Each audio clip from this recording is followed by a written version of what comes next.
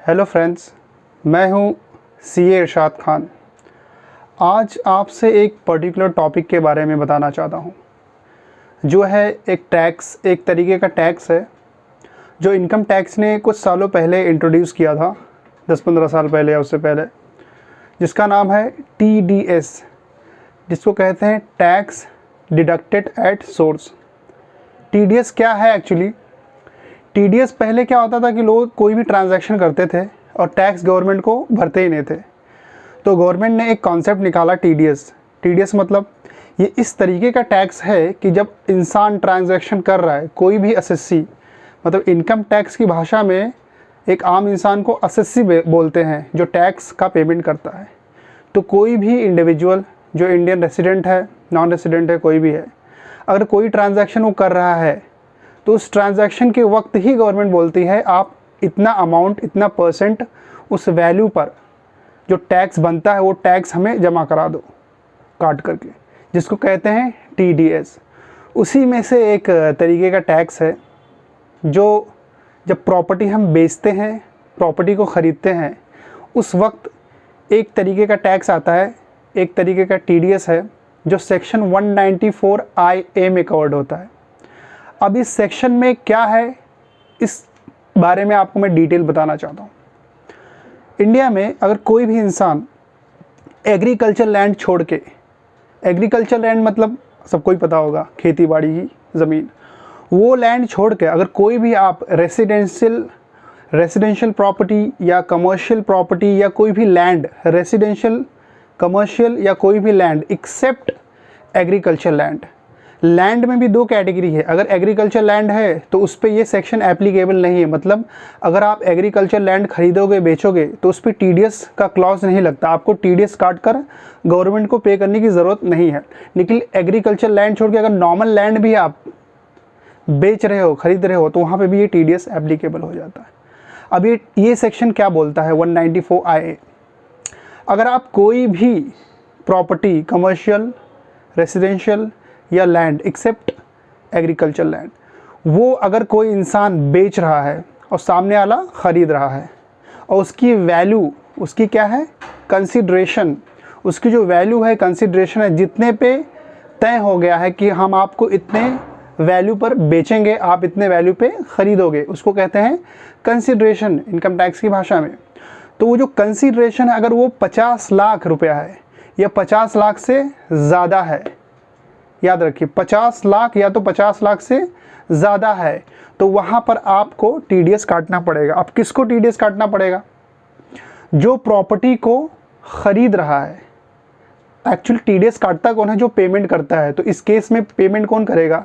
जो प्रॉपर्टी ख़रीद रहा है वही पेमेंट करेगा, मतलब बायर पेमेंट करेगा सेलर को, क्योंकि सेलर प्रॉपर्टी बेच रहा है, बायर प्रॉपर्टी ख़रीद रहा है, तो बायर प्रॉपर्टी ख़रीदेगा और बायर सेलर को पेमेंट करेगा। तो जो बायर है, जो ख़रीद रहा है प्रॉपर्टी, उसकी ज़िम्मेदारी इनकम टैक्स की नज़र में क्या है कि आप जब पेमेंट कर रहे हो तो उस पर आपको 1% TDS काटना है। कितना परसेंट? 1%। अगर आपकी प्रॉपर्टी की वैल्यू, जो कंसिडरेशन है, वो 50 लाख है या उससे ज़्यादा है, अगर 50 लाख से कम है तो ये सेक्शन एप्लीकेबल नहीं है, आपको कोई भी टैक्स काट करके जमा करने की ज़रूरत नहीं है इनकम टैक्स डिपार्टमेंट को, ठीक है। तो ये एप्लीकेबल कहाँ है? जहाँ 50 लाख रुपए की कंसिडरेशन है, 50 लाख से ज़्यादा है।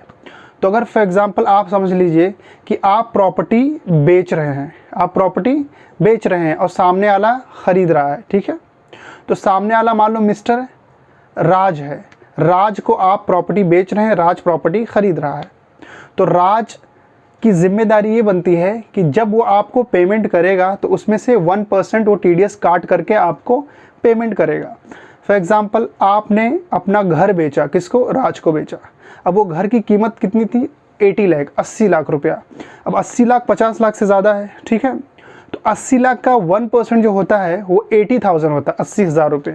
तो राज आपको पेमेंट 80 लाख पूरा नहीं करेगा, राज आपका पैन कार्ड मांगेगा, आपके बेसिक डिटेल्स मांगेगा, प्रॉपर्टी की डिटेल लेगा और वो आपको 80,000 काट करके बाकी जो पैसा होता है 79,20,000, उतना पैसा वो आपको पेमेंट कर देगा और 80,000 आपका TDS काट करके राज वो इनकम टैक्स को पेमेंट कर देगा। ठीक है, ये बात समझ में आई।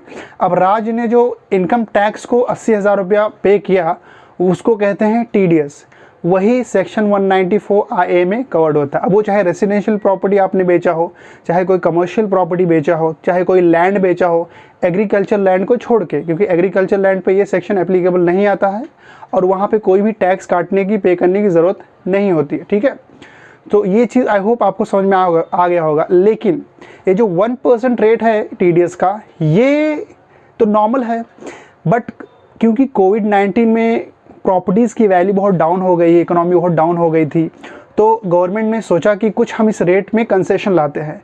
तो 14 मई 2020 से लेकर 31 मार्च 2021, मतलब 31 मार्च 2021, इस बीच में अगर किसी ने प्रॉपर्टी सेल किया है, किसी ने प्रॉपर्टी ख़रीदा है, तो वहाँ पे 1% नहीं होगा, उसमें 25% मार्जिन गवर्नमेंट ने कम किया, मतलब 0.75% ही भरने की ज़रूरत है। 80,000 नहीं बल्कि 80,000 से कम आएगा। अब 80 लाख रुपए पे आप 0.75% कैलकुलेट कर लीजिए, जो अमाउंट आता है उतना ही राज को काट करके गवर्नमेंट को पे करना पड़ेगा, I mean income tax department को। अब ये रही टीडीएस डिडक्ट करने की बात। अब सवाल आता है कि टीडीएस जो है उसको पेमेंट करने का प्रोसेस क्या है, किस तरह के पेमेंट किया जाए। एक पॉइंट मैं और कवर करना चाहूँगा, कुछ एनआरआई क्लाइंट होते हैं, मतलब आई मीन कुछ ऐसे लोग होते हैं जो एनआरआई होते हैं, नॉन रेसिडेंट इंडियंस, जो इंडिया के बाहर ज़्यादा दिन, मतलब ज़्यादा वक्त गुजारते हैं, वहाँ एम्प्लॉयमेंट करते हैं, उनका कुछ प्रोफेशन होता है, तो एनआरआई के कवर्ड, उसमें लिस्ट में कवर्ड होते हैं। तो जो एनआरआई हैं, नॉन रेसिडेंट इंडियंस है, उनके लिए कैसा है कि ये जो रेट है ये तो उनको टीडीएस आएगा ही आएगा, उस पर कैपिटल गेन ट्रांजैक्शन भी उनको देना पड़ता है गवर्नमेंट को। तो एनआरआई ट्रांजैक्शन अगर है तो उस केस में ये थोड़ा सा अलग हो जाएगा, उसमें थोड़ा टैक्स अमाउंट ज़्यादा हो जाएगा। सो जो एनआरआई है उस चीज़ का ध्यान रखें। ठीक है, पहली चीज़।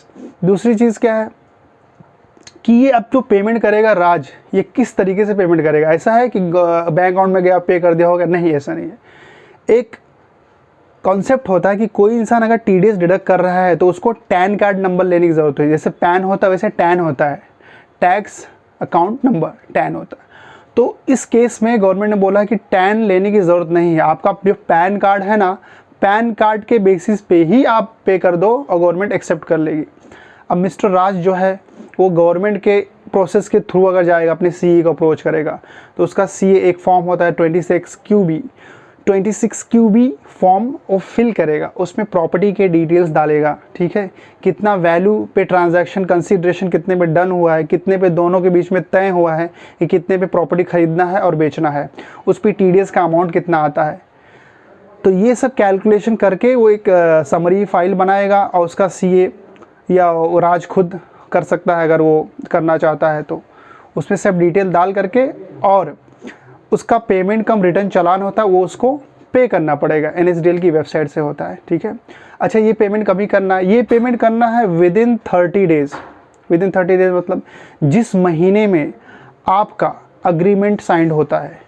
एग्रीमेंट मीन्स जो आप प्रॉपर्टी बेच रहे हो, ख़रीद रहे हो, उसका कभी ना कभी तो एग्रीमेंट रजिस्ट्रार ऑफिस में जाकर के एग्जीक्यूट होगा ना। तो जिस मंथ में एग्जीक्यूट हुआ है वो मंथ को आप छोड़ दो, उसके बाद 30 दिन, मतलब एक मिसाल के तौर पे आपको बताता हूँ, जैसे ये मंथ चल रहा है फरवरी 2021, फरवरी 2021 का महीना चल रहा है। ठीक है, मान लो मैंने 25 फरवरी को एक एग्रीमेंट साइन किया और अपनी प्रॉपर्टी आपने बेच दिया। फॉर एग्जाम्पल आपने अपनी प्रॉपर्टी को राज को बेच दिया फरवरी की 25 तारीख को, तो फरवरी महीना आप छोड़ दो। अब उसके बाद 30 दिन लो, मतलब 1 मार्च से लेके 30 दिन अगर आप काउंट करते हो तो 30 मार्च आता है।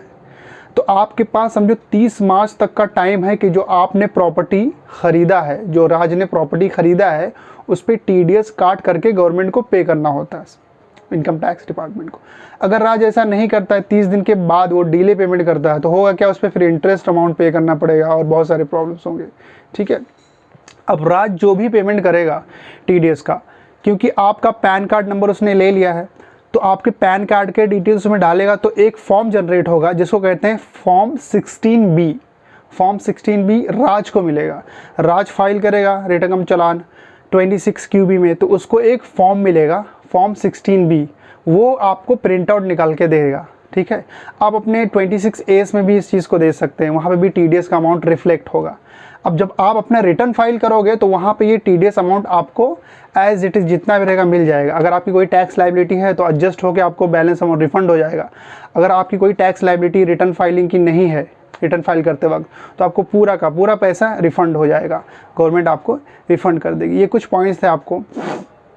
और इसमें कैसा है, अगर कोई इंसान समझो कभी TDS काट के भरे ही ना, उसने TDS काट लिया, उसने TDS भरा ही नहीं, तो क्या हो सकता है, उसमें बहुत सारे कॉन्सिक्वेंसेस हैं, जो पेनल्टीज़ हैं इनकम टैक्स के वो उस पर एप्लीकेबल हो जाएगा, इंटरेस्ट अमाउंट लग जाएगा, उसको मैक्स टू मैक्स जो है 7 ईयर्स का इम्प्रीजनमेंट भी हो सकता है। हाँ जी, एक्ट में ऐसा दिया है कि अगर कोई इंसान TDS काटना था, उसने काट करके नहीं पे किया, उसने प्रॉपर्टी खरीद लिया, TDS नहीं काटा, गवर्नमेंट को नहीं पे किया, सालों साल गुजर गए, तो असेसमेंट होने के बाद अगर ये चीज़ पकड़ में आई तो ठीक है, पेनल्टी वजह से काम हो जाएगा। और असेसमेंट का जो पीरियड होता है, जो नोटिस इशू करने का गवर्नमेंट ऑफिसर्स का, जो भी कमिश्नर्स के टाइम दिए लिमिट होते हैं इशू करना, अगर वो भी निकल गया उसके बाद अगर पकड़ में आए तो आपको 7 ईयर्स का इम्प्रिजनमेंट हो। किसको? मिस्टर राज को। मिस्टर राज को 7 साल की सज़ा हो सकती है। ये कुछ इंपॉर्टेंट पॉइंट्स। अब बात आती है कुछ ऐसे डाउट्स कि जो 50 लाख का अमाउंट है उसमें कुछ और भी चार्जेस होते हैं, मेंटेनेंस चार्जेस, ये सब, क्या उसको भी काउंट करना है, नहीं करना है? जी, जो कंसिड्रेशन है 50 लाख, प्रॉपर्टी का कॉस्ट मान लो 48 लाख है, उसमें कुछ maintenance charges, annual charges, what ever it is, कोई भी चार्जेस अगर है वो 3 लाख है, तो आपका 48 + 3 51 लाख, तो आपकी प्रॉपर्टी का कंसिडरेशन 51 लाख ही काउंट किया जाएगा। आप ये नहीं बोल सकते प्रॉपर्टी की वैल्यू 48 लाख है, ठीक है। तो इसमें बहुत सारे चार्जेस को भी ऐड किया गया है, तो ये चीज़ को दिमाग में आपको रखना ज़रूरी है, ठीक है।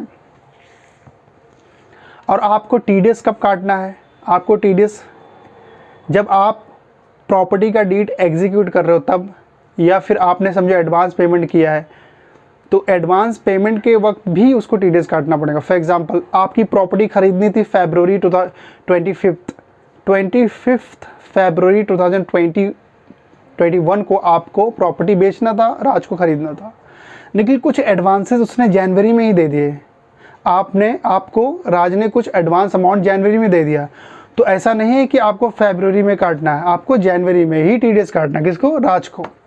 तो ये बहुत ज़्यादा इम्पोर्टेंट पॉइंट्स थे जो हर इंसान को जानना ज़रूरी होता है, क्योंकि प्रॉपर्टी का जो मसला होता है किसी न किसी इंसान के साथ तो होता ही है, हर कोई ख़रीदता है, बेचता है, तो ये जानना बहुत ज़रूरी है, इसको सीरियसली लेना बहुत ज़रूरी है। अगर किसी को भी कुछ डाउट्स है, कुछ भी प्रॉब्लम्स है, तो हमारे दिए गए नंबर पे आप अपनी प्रॉब्लम्स को व्हाट्सएप कर सकते हैं। पहले आप अपना नाम लिखिए, पूरा नाम लिखना है आपको सरनेम के साथ, सिटी लिखिए, आप किस सिटी से बिलोंग्स करते हो, मुंबई, दिल्ली, कोलकाता, व्हाटएवर। फिर अपना प्रॉब्लम लिखिए कि आपको प्रॉब्लम क्या है, आप कहाँ डाउट क्या है, आपका क्या पूछना चाहते हो आप। अगर आप नहीं लिख सकते हो तो आप वीडियो रिकॉर्डिंग भी ऑडियो रिकॉर्डिंग भी करके आप व्हाट्सएप पे भेज सकते हैं। Thank you so much.